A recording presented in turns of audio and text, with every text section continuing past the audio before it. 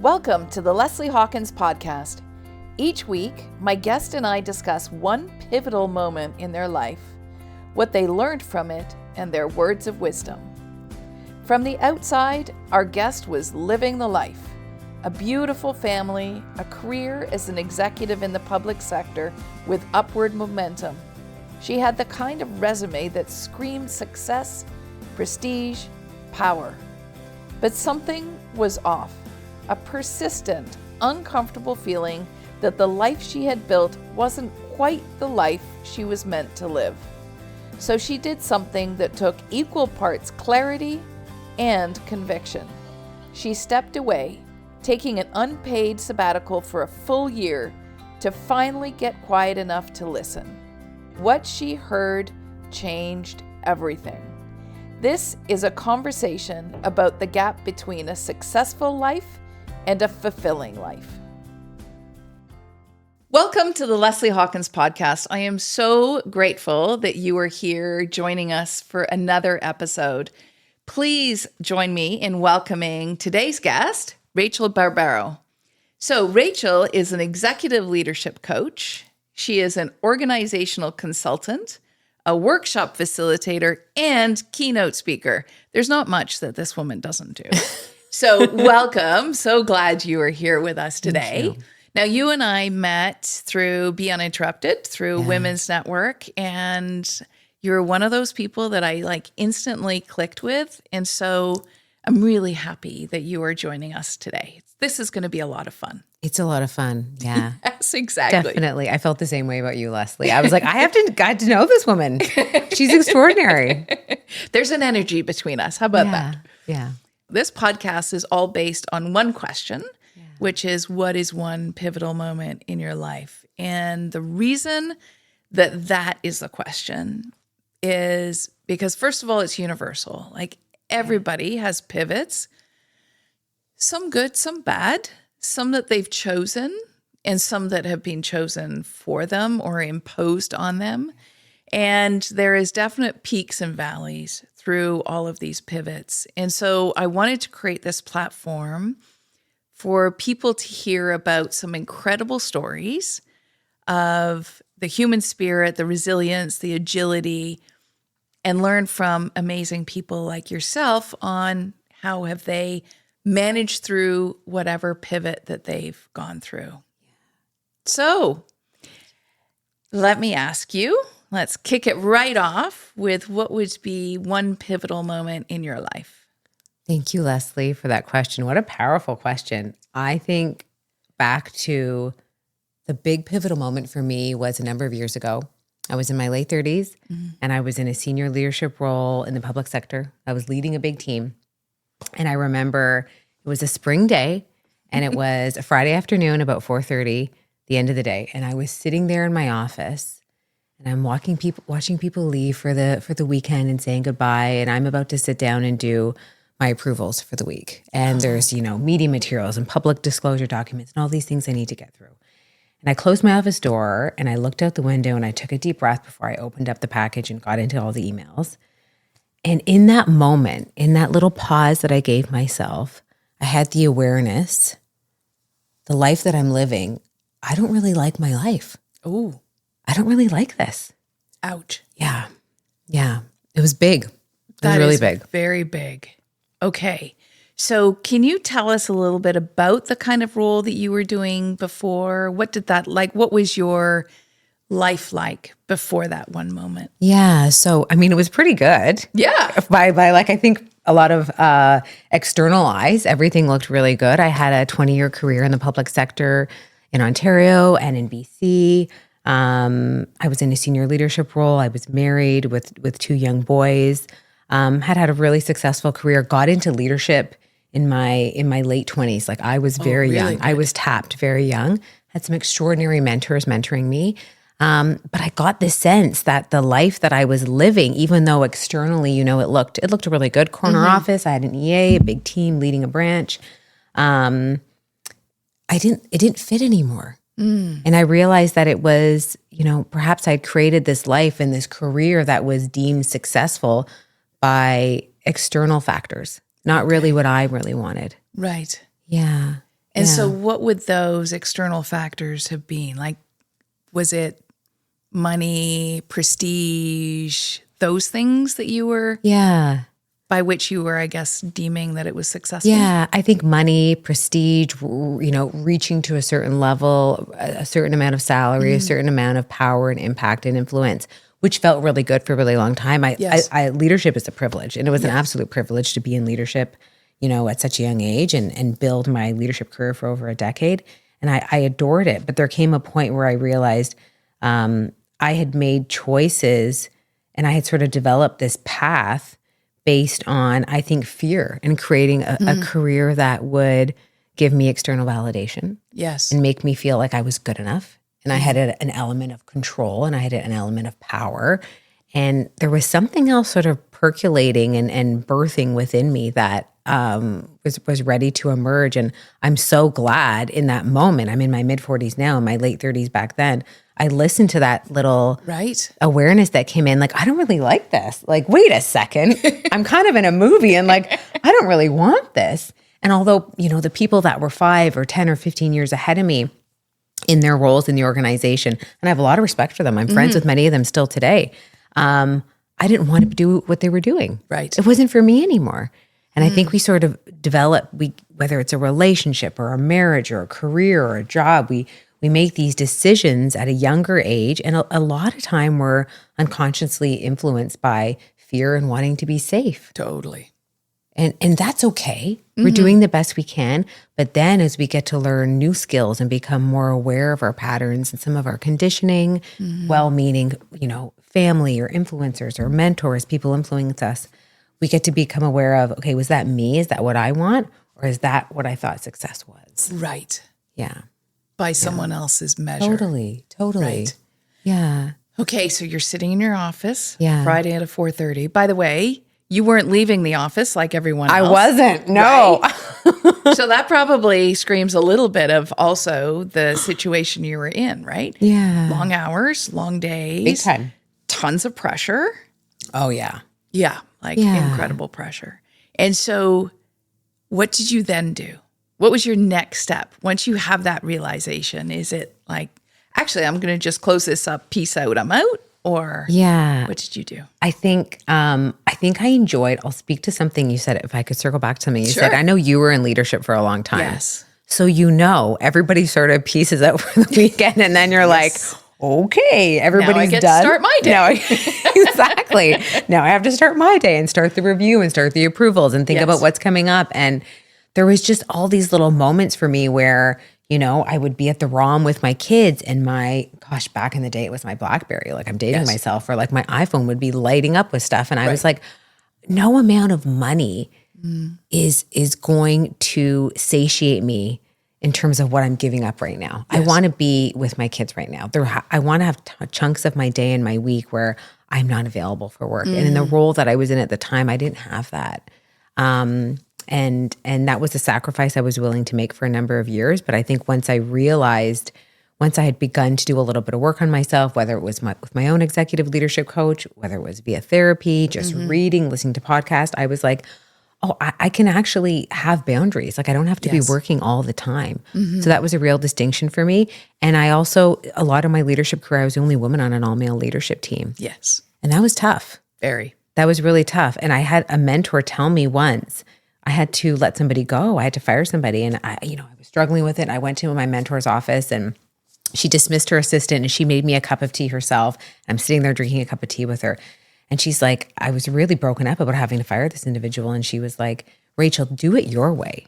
Yes. Fire them your way. Tell them it's going to be the hardest conversation that you're going to have that month. Right. Like allow it to be you. Lead in a way that's authentic to you. And I realized, almost via osmosis, I was beginning to take on these traits as a youngish female leader that were more like the men that I was working with as opposed to what felt authentic to me. Totally. Yeah. Yeah. Yeah. And that happens so easily and not necessarily consciously.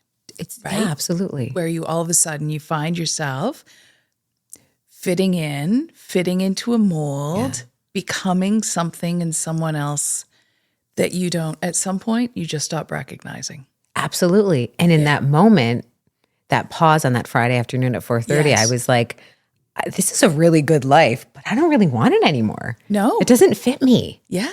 Yeah. Yeah. And so was there a thought at that point of, here's the life I do want? Or was it just a pure rejection of, okay, this isn't speaking to me anymore? I didn't quite know what I wanted. Okay. I knew what I wanted and what it felt like in my body. Okay. And at that point, I had done some work on myself. I had, I'm today, 2026, I have an incredible business. Like I love what I do. Yes. But I didn't necessarily know, okay, I'm going to build this thing over the next 5 to 7 years. I just knew the feeling I felt in my body. And at that point, I had done some executive leadership coaching. I had also done some somatic coaching. Okay. And I was aware that at that point in my life, I had been living so much from the neck up. I'd been living so much in my brain. Yes. And there was so much intuition and wisdom in my body. And so that was a real unlearning for me and a tapping into where my intuition lives, where my power lives, the ability to learn how to regulate my nervous system and just know that, okay,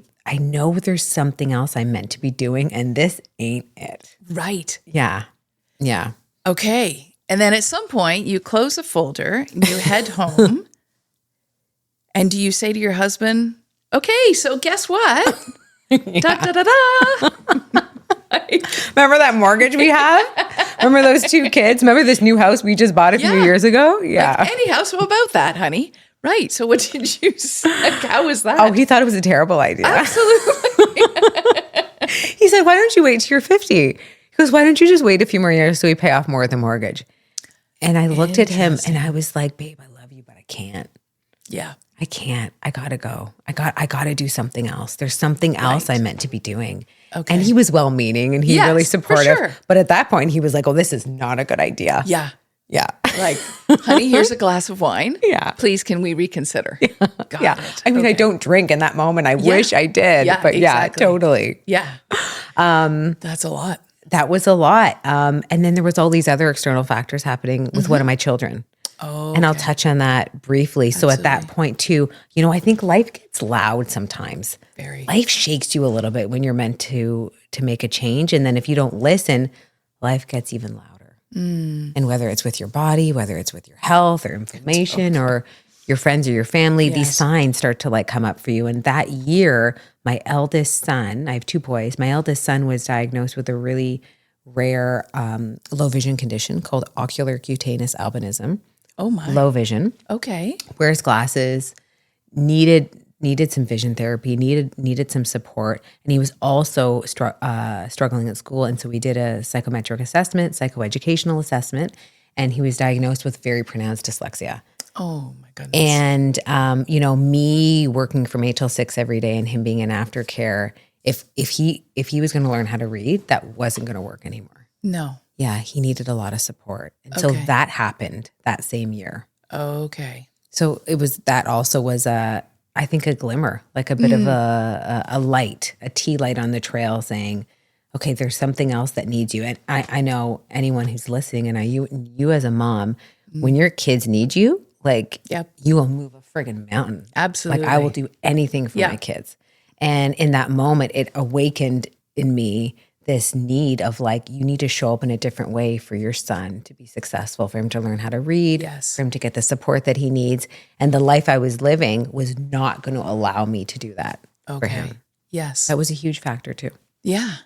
So the universe is talking to you Oh, big time. big time. Yeah. Okay. So then did you, that was a Friday. So on Saturday, did you write your letter of resignation? Or was this a bit of a pronounced process that took some extended time? I had a number of conversations with my husband. I had a number of conversations with my boss at the time, who was still a friend and a mentor to me.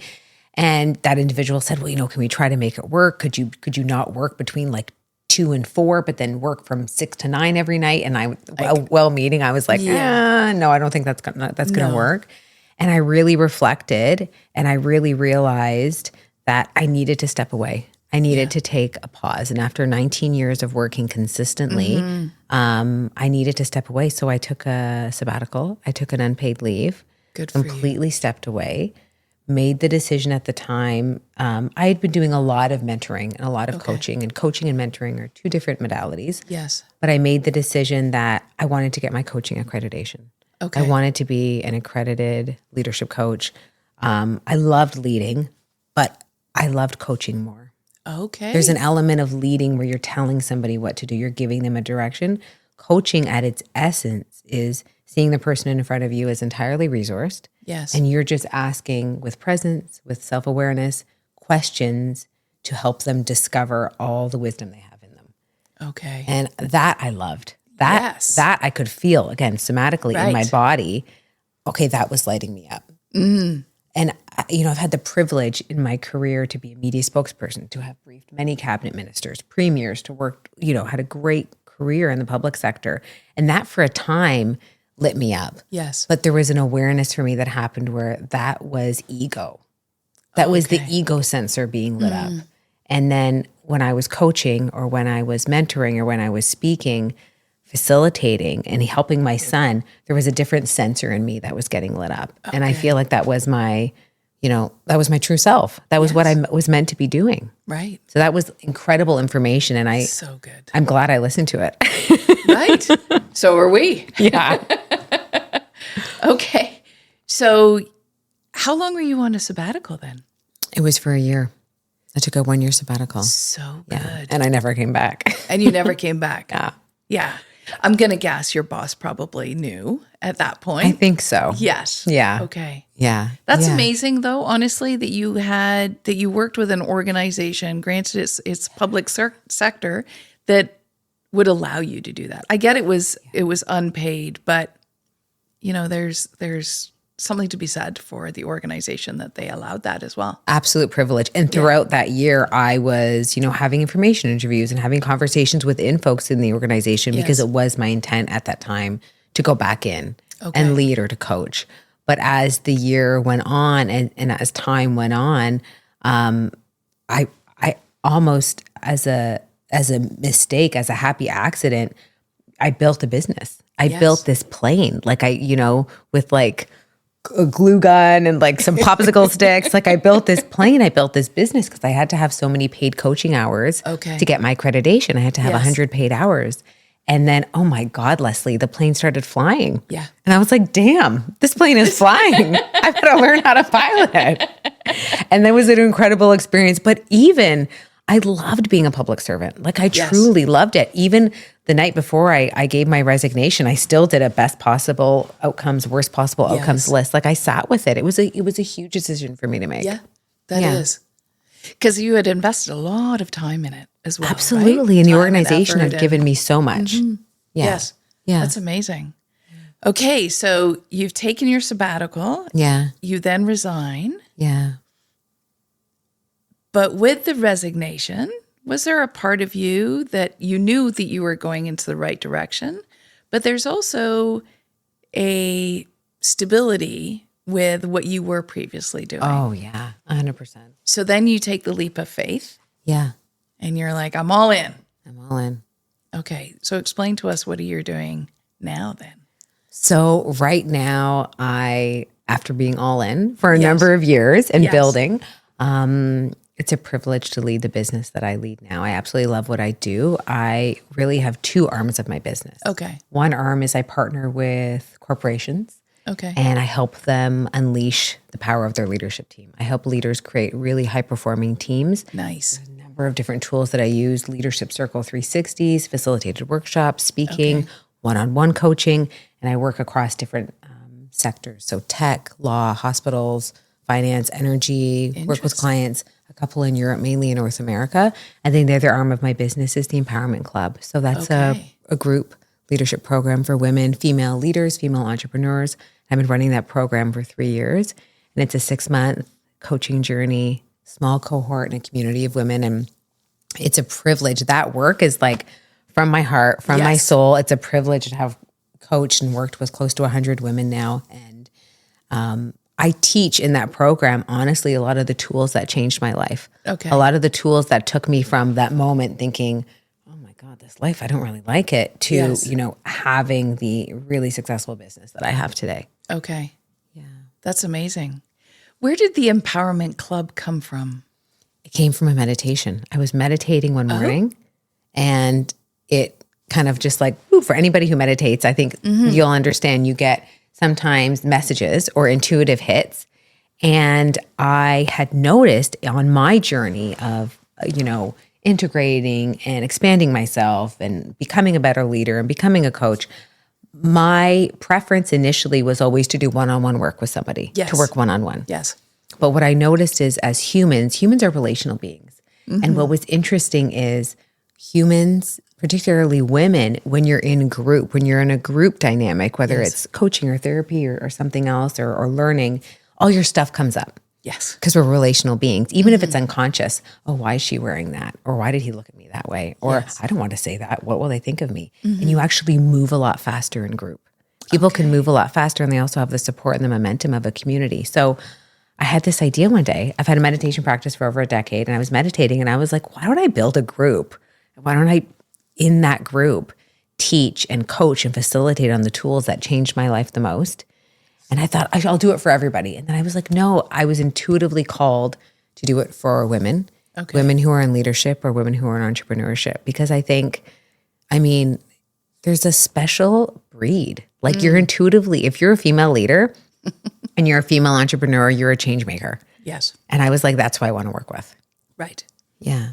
Yeah. That's amazing. And I love the word club because it's like, okay, we're in the club. Right. And then all my alumni, all my cohorts, they call it the E Club. They're like, we're in the E Club. And like, it's amazing. It's amazing. And then like the connections that have been formed are like, it's absolutely incredible. It's such a gift. That's amazing. Yeah.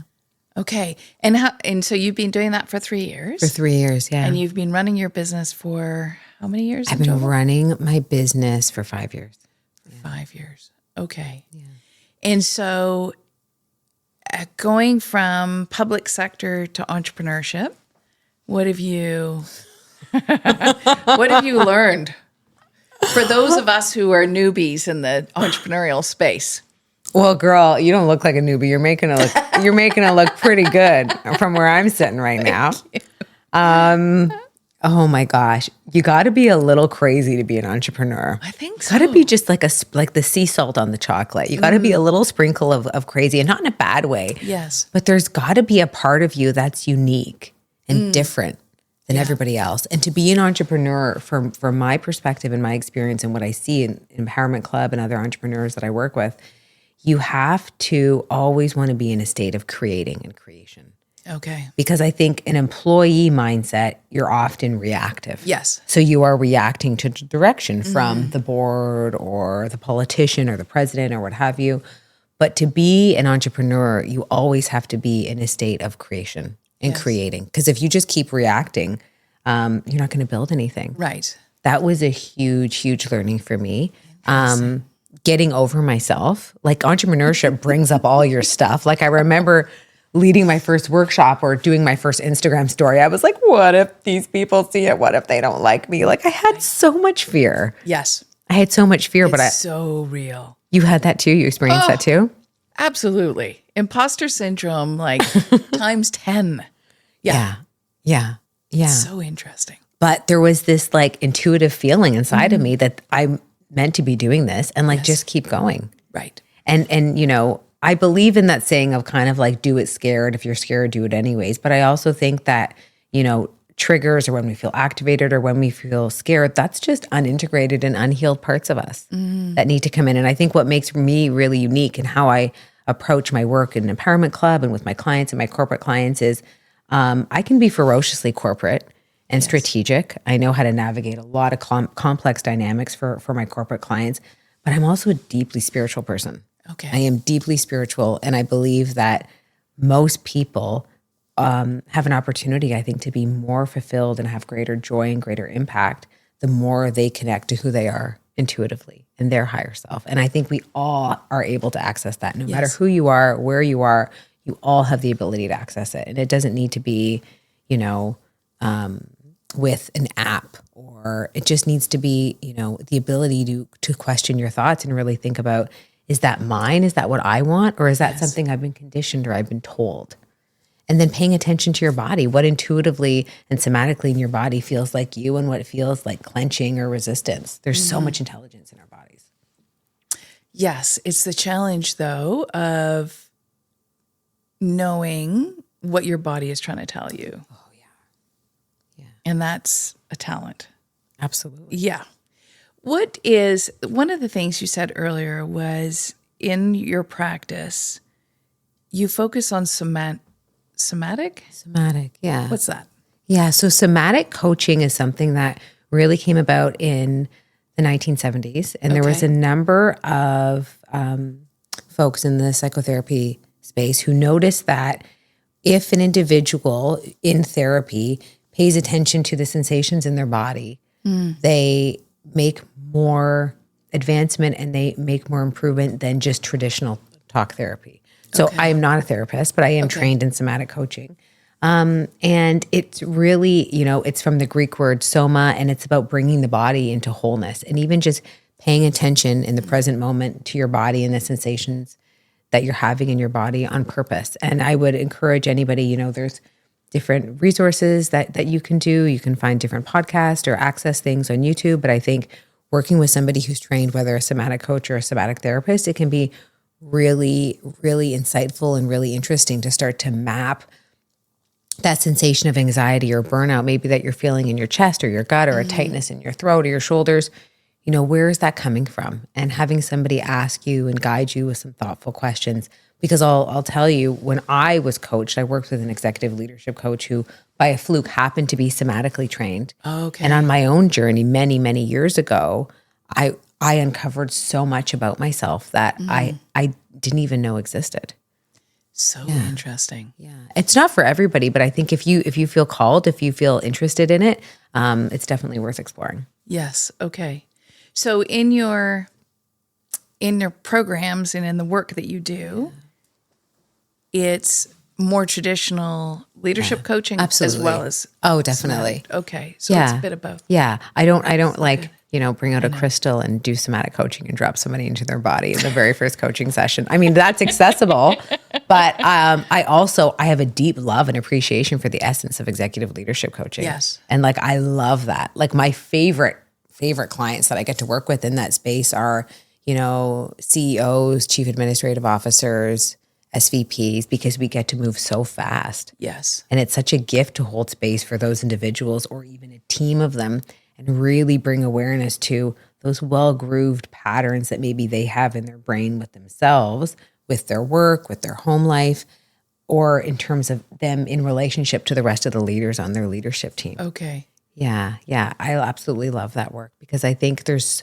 often people operate and interact in a way that's well-meaning, but the way that you were operating from 2 years ago or 3 years ago, or maybe when you had that toxic boss, we can pick up these sort of traits and ways of interacting, and often they're keeping us small and they're holding us back, and then we're modeling that for everybody around us. There's an element of facilitation and coaching that I deeply love where you're so objective and you're seeing what perhaps the client or the corporation or the team in front of you that they themselves can't see. There's truly an art and a magic and a science to coaching. Yes. Yeah. That's amazing. Yeah. Is there, the corporate world is a little bit different now than I would say 5, 10, 15 years ago. Yeah. It's a little less personal, I found. A little bit more focused on investors, value, about the numbers, and maybe it's more my experience, but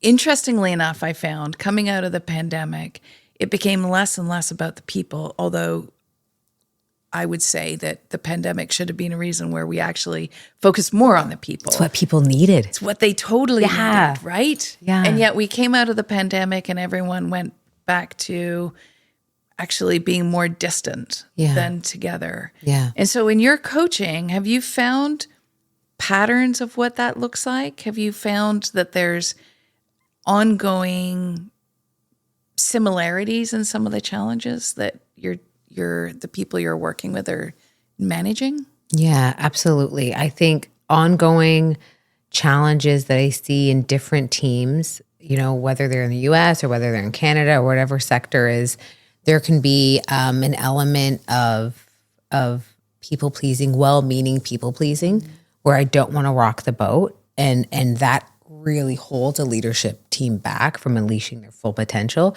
You need to be able to have courageous authenticity and disagree with each other.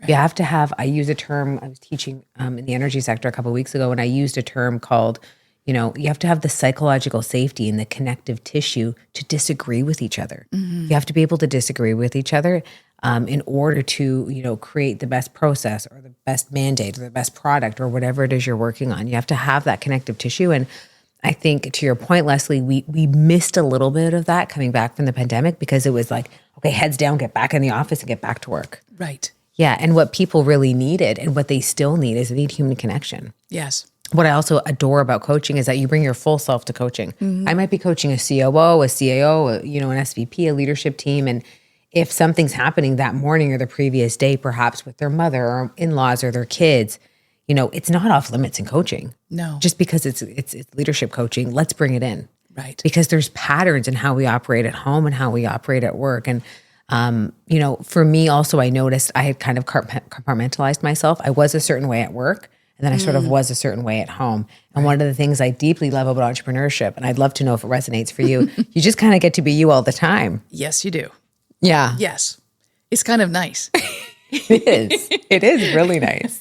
There isn't a certain face or approach that you need to take when you leave the house and step into the office. Yeah. And the thing I notice also about entrepreneurship when I'm working with somebody who's a founder or an entrepreneur is your worth. Sometimes you need to allow, even though the business came from your idea or your genius or your product or your service, the success of your business and your worth as a human are two distinct things. Yes. You are worthy and you are extraordinary as a human, even if you did not meet your KPIs or your quarterly targets. Correct.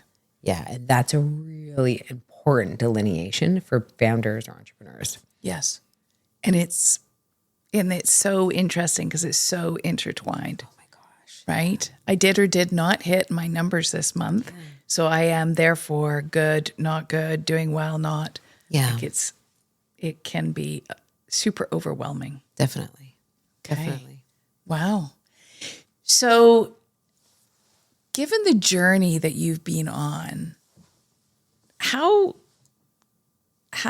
dialed in have you now become to yourself, to not necessarily having to wait till Friday at 4:30 in the afternoon to know where you're right or wrong, and whether it's approaching a client or a program or whatever it may be? I'm pretty dialed in. You're pretty dialed in. I bet. I'm pretty dialed in. And one of the greatest gifts of that has been how I get to lead at home as a wife and as a mother, because I'm really dialed into, okay, like, what does my business need? Yes. What does Rachel need? And then what does our home life need? Okay. So I can be really dialed in, but I think it takes consistent practice, and it takes a general sense of awareness and curiosity about yourself. And in any given week or month, I might meet with my therapist. I might get a coaching session, but it's also the acceptance that I'm never done evolving. No. Like, I'm never done. I'm never like, okay, that's been healed. That's been integrated. Okay, I'm good. I've accomplished that. That launch went really well, or I made, X amount last year.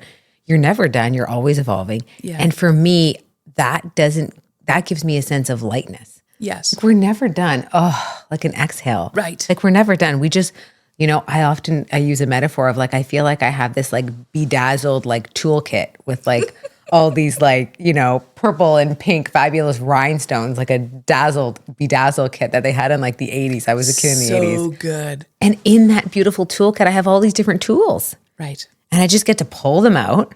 And so much of us, nobody was, kids now, I think, are, if they have conscious parents, we weren't raised with all this. And we get to have all these different tools that what I needed in my 20s, I need very different things now in my 40s. Very. And we get to continually, evolve our tools and bring on more and kind of leave things that aren't helping us anymore. And then we can share our tools with people around us as well. Yes. Yeah. That's amazing. Yeah. I can absolutely see that bedazzled toolkit. You need to make that. Maybe I will. There you go. Like a really fabulous fanny pack or something. Why not? I love a little bit of sparkle. There you go. Next time I see you, I'm looking for the fanny pack sparkle. Okay, amazing. That's awesome. All right, my last question for you is this. Yeah. What would be your words of wisdom for the audience? Oh my gosh, my words of wisdom that life is for you. Absolutely, life is for you. Even the most challenging or tough situations. And I have been through really challenging stuff in my life, very challenging stuff. It's all for you. It's for your evolution and it doesn't define you. And I think when you accept that, you can move through life with a little bit more lightness and with a growth mindset and with an open heart.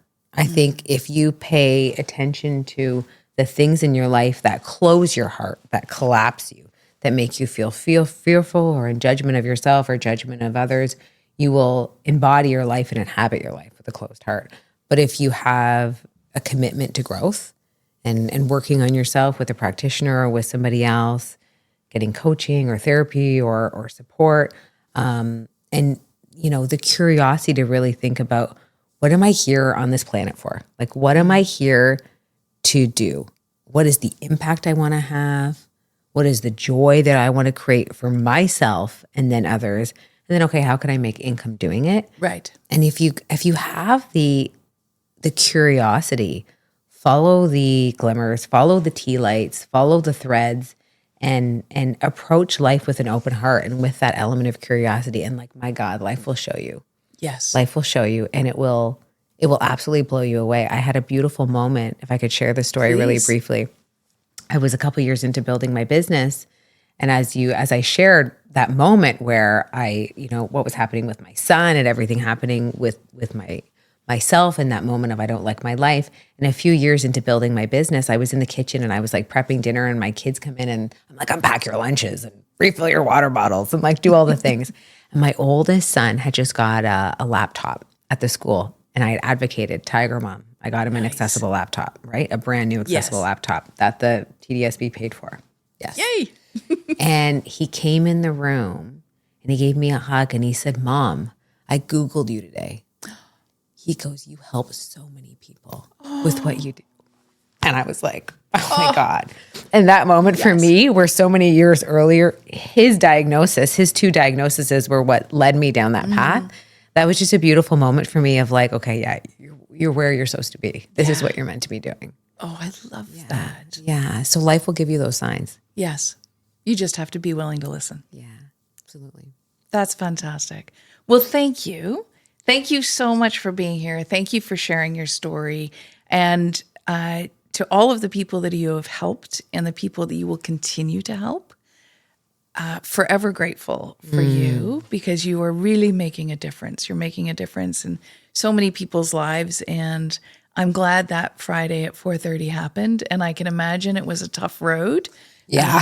But you are where you need to be. And you're a shining light. Your energy is so great. Thank you. I'm so grateful that you're here with us today. So thank you. Thank you. Such a privilege to be here and have this conversation with you and be in community with you and support you and be your friend, Leslie. So thank you for having me. Awesome. Thank you for joining me today. I really enjoyed my conversation with Rachel, as she is so passionate about her work, her clients, about the privilege of helping others discover the power within themselves. Her energy is infectious, and I can see why she is so successful.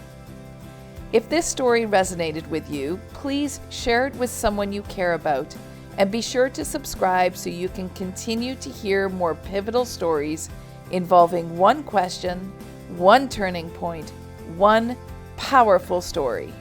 I'll see you next week with another guest on the Leslie Hawkins Podcast.